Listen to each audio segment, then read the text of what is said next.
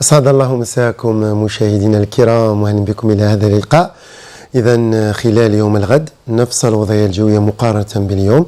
خلال الصبيحة نسبة رطوبة عالية على السواحل. خلال الأمسية ننتظر إن شاء الله سحب ركامية رعدية ستخص خاصة الهضاب العليا الغربية. بعض الأمطار المتفرقة تحت وقع رعود ستخص أقصى الجنوب، مع زوابع رملية ستنشط على الحدود المالية الجزائرية. درجات الحرارة خلال ليلة اليوم إن شاء الله تتراوح ما بين 21 لغاية 25 درجة على الواجهة الشمالية، لن تتعدى 31 درجة على شمال الصحراء الوسطى، كذلك أقصى الجنوب 25 درجة على طمن راسات حتى على جانت.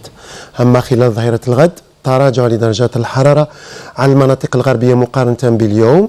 ننتظر درجات حرارة فصلية إذا تتراوح ما بين 31 إلى لغاية 34 درجة على طول الشريط الساحلي، حتى على منطقة قسنطينة، قلمة، ميلا، خنشلة، سوق قهراس. ترتفع دائما على غليزان، شلف، عين دفلة، معسكر لتقارب 42 درجة. تنخفض على منطقة الواحد كذلك مقارنة باليوم لتقارب 42 درجة. نفس المقياس على ولاية غرداية، لكن دائما وجد حر على الصحراء الوسطى، كذلك تندوف وبني عباس تقارب 48 درجة تحت الظل. البحر خلال يوم الغد يبقى دائما قليل اضطراب على طول الشريط الساحلي، رياح ضعيفة بينما راية برتقالية، سباحة مسموحة، لكن يجب أخذ الحيطة والحذر. ما عند درجة حرارة مياه البحر دائما تبقى معتدلة تقارب 27 درجة مئوية.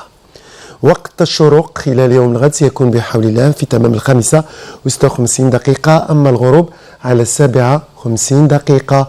وللتواصل معنا دائما مواقع الأرصاد الجوية الجزائرية في الخدمة. أشكركم على المتابعة، أمسية طيبة للجميع، في أمان الله.